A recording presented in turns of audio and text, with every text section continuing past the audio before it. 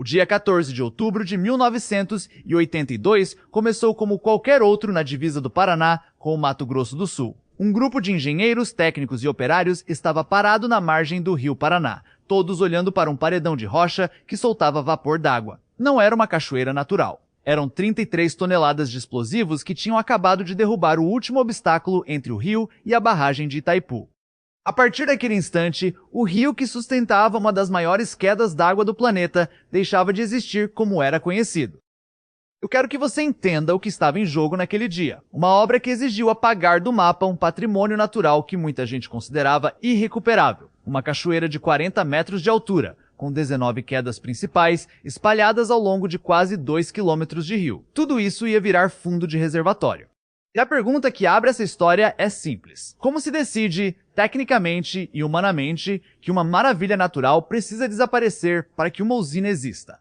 A resposta começa muito antes da dinamite. Começa com um número que pouca gente associa a Itaipu: 29 milhões de metros cúbicos de água por hora. Para segurar esse volume, não bastava construir uma parede de concreto. Era preciso mudar o curso da história natural do rio. E essa mudança passava, obrigatoriamente, por apagar as 7 quedas do mapa. A construção de Itaipu foi um desafio de engenharia para erguer uma barragem, e ao mesmo tempo, um desafio de engenharia para apagar uma paisagem. Eu digo isso sem exagero. As 7 quedas, também chamadas de Salto de 7 Quedas ou Guaíra, eram consideradas por muitos especialistas o maior conjunto de cachoeiras do mundo em volume d'água. Superavam as cataratas do Niágara em altura, em extensão e em quantidade de água despencando. E elas foram destruídas de propósito, com cálculo, com cronograma, para que o reservatório da hidrelétrica pudesse existir. Deixa eu te situar no terreno. O rio Paraná, na altura de Guaíra, despencava 114 metros em menos de 2 quilômetros de extensão. Eram 19 saltos principais, que os moradores e viajantes dividiam em 7 grupos maiores. Daí o nome 7 Quedas. O volume de água que passava por ali era tão grande que o barulho das quedas podia ser ouvido a quilômetros de distância. As pessoas que moravam na região dizem que o som era constante, como um trovão que nunca parava. Havia um mirante natural, um hotel histórico que recebia turistas do Brasil e do exterior, uma estrada que levava visitantes para ver o espetáculo de perto. Existia até um serviço de barcos que levava as pessoas para sentir a água batendo no rosto. Era um destino turístico consolidado. Não era um lugar esquecido no meio do nada. Quando o Brasil e o Paraguai assinaram o Tratado de Itaipu em 1973, a área das 7 Quedas ficava em território brasileiro. A usina seria construída a cerca de 150 quilômetros rio abaixo. O reservatório, quando cheio, subiria o rio de volta e cobriria as quedas. A pergunta que os engenheiros precisavam responder já estava decidida no papel. As quedas seriam submersas. A questão era como fazer isso sem transformar a obra em um desastre técnico. Porque existe uma diferença enorme entre desenhar uma linha num mapa dizendo aqui vai ser o reservatório e fazer a água subir de forma controlada, no ritmo certo, sem destruir o que ainda não foi evacuado, sem causar acidentes, sem comprometer a própria barragem. A história que eu vou contar trata do que precisou ser destruído para que Itaipu existisse. E de como essa destruição foi feita com uma precisão cirúrgica que pouca gente conhece. Antes de entender como as 7 quedas foram afundadas, é preciso entender o que se perdeu. E o que se perdeu era um fenômeno geológico e hidrológico de escala global. Os números são a base de tudo o que vem depois. O Salto de 7 Quedas ficava no rio Paraná, no trecho entre o que hoje é o município de Guaíra, no Paraná, e o atual território do Mato Grosso do Sul. A queda total era de 114 metros, distribuídos em 19 saltos principais. O volume médio de água era de cerca de 12 mil metros cúbicos por segundo na época da cheia. Para isso ficar concreto, as cataratas do Niágara, entre os Estados Unidos e o Canadá, têm cerca de 51 metros de altura e passam cerca de 2.800 metros cúbicos de água por segundo. As 7 quedas tinham mais que o dobro do volume e mais que o dobro da altura. O Niágara é mundialmente famoso, aparece em filme, em cartão postal, em lua de mel.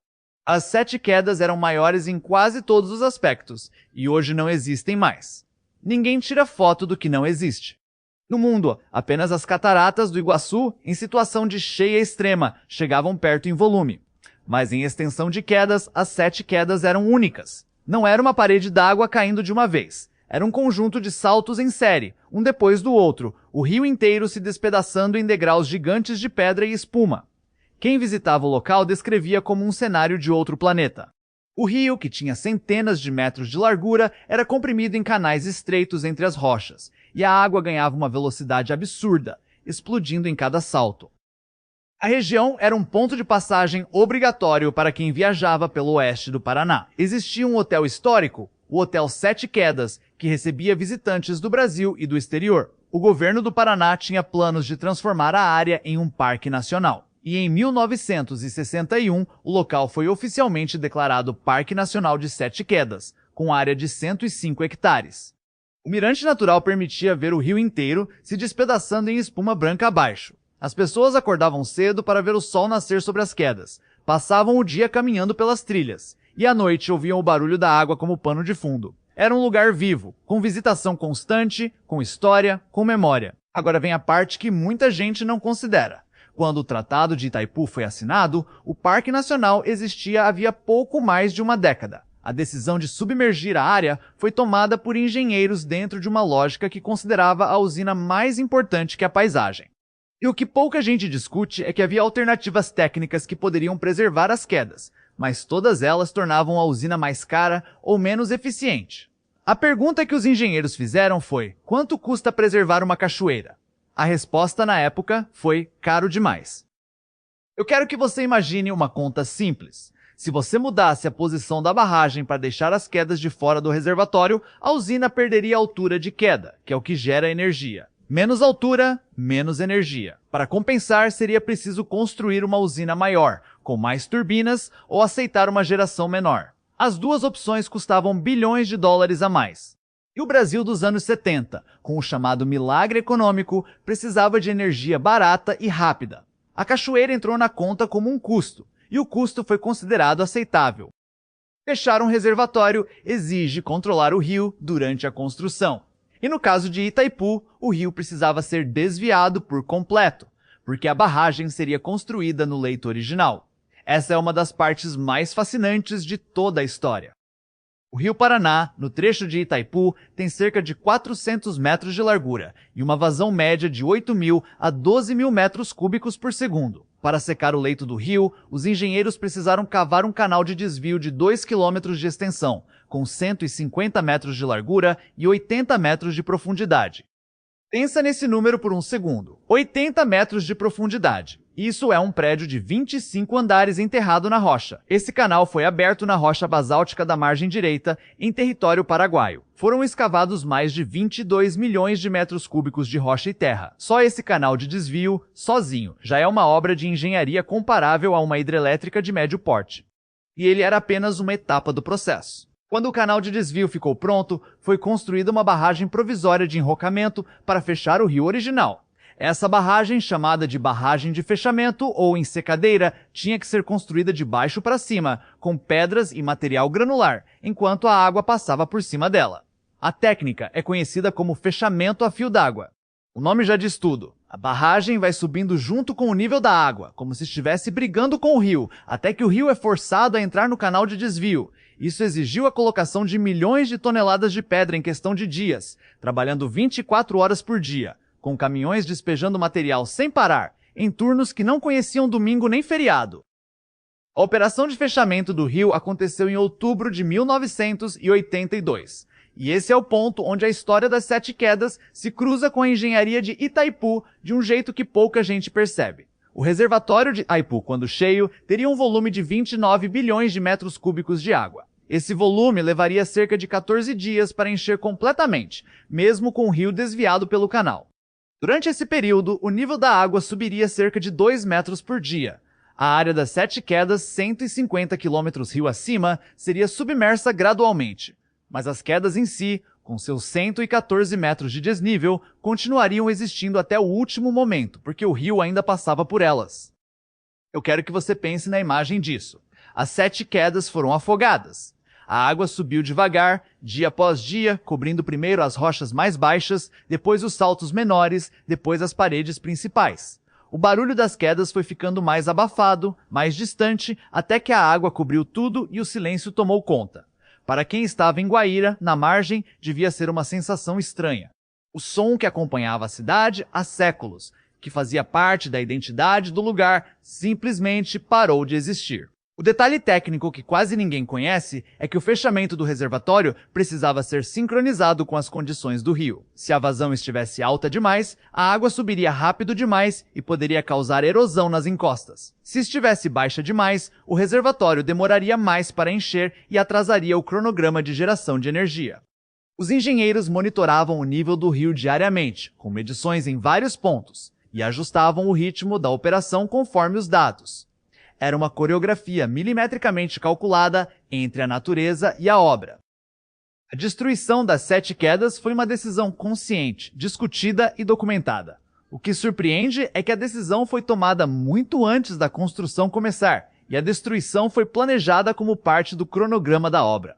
Improviso e revisão de última hora ficaram de fora do processo.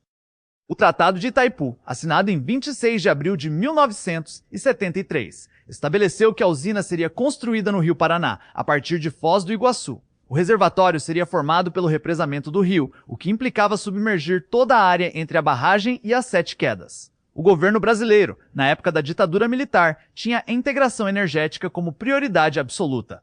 A preservação ambiental era vista como obstáculo, não como parte da equação. E o Parque Nacional de 7 Quedas foi extinto em 1981 por decreto para que a área pudesse ser inundada.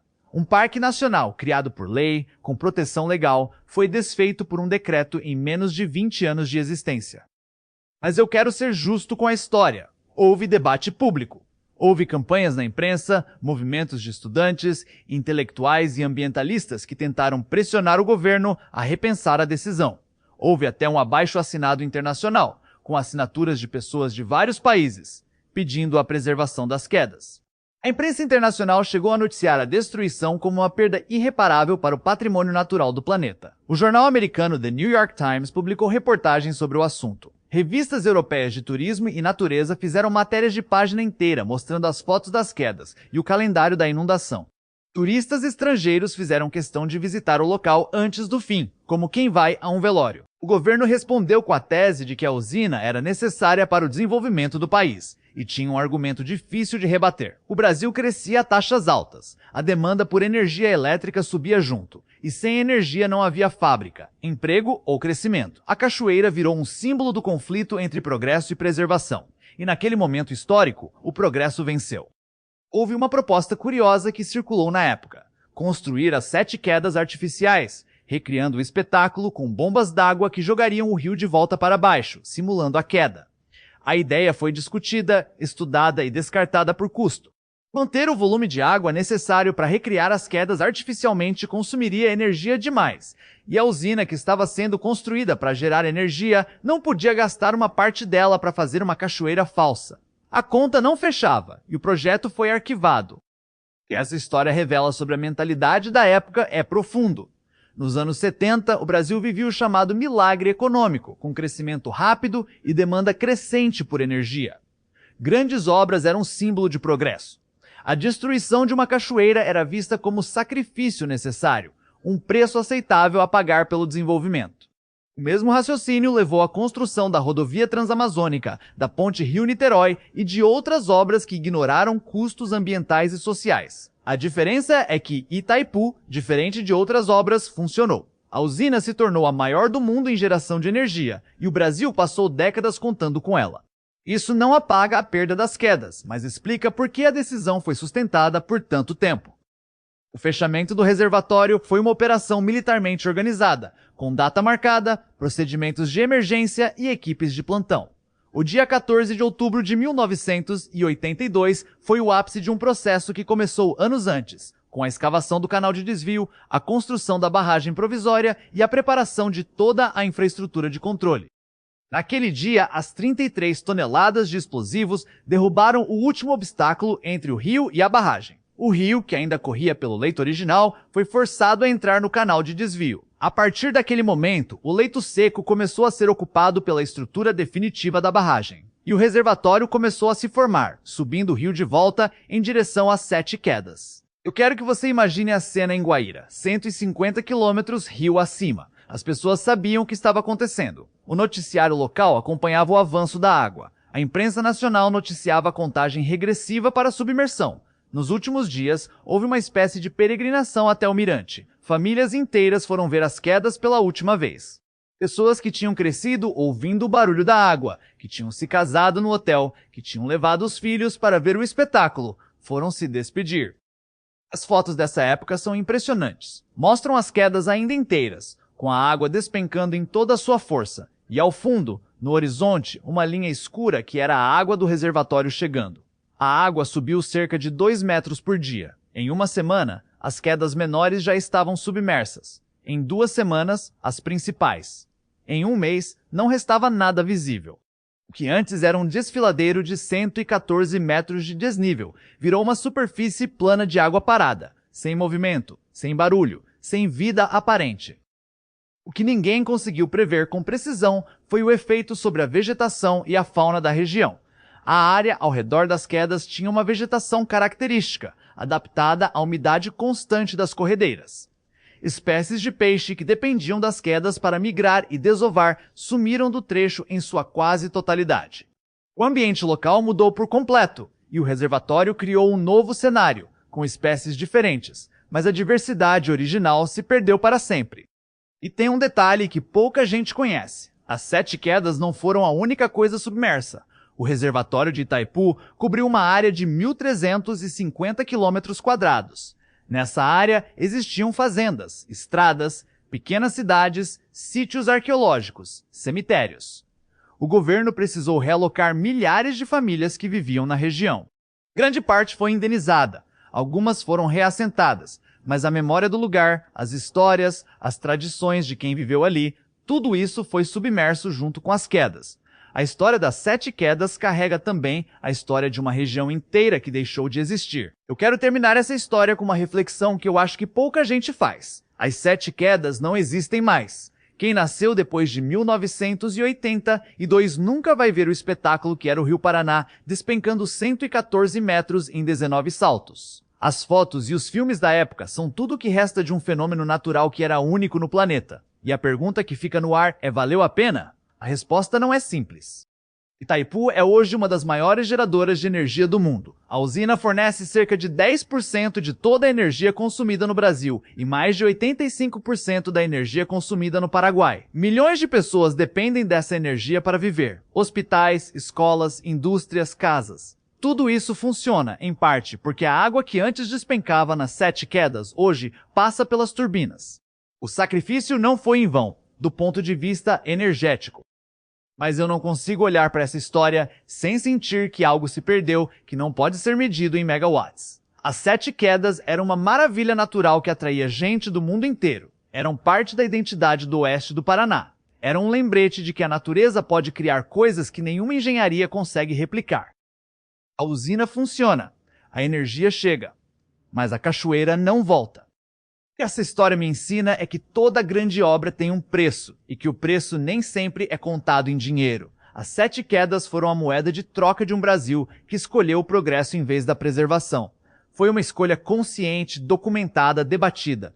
E foi uma escolha que a gente ainda está pagando, de uma forma ou de outra, até hoje. Não estou dizendo que a escolha foi errada. Estou dizendo que ela foi cara, e que vale a pena lembrar do que foi pago.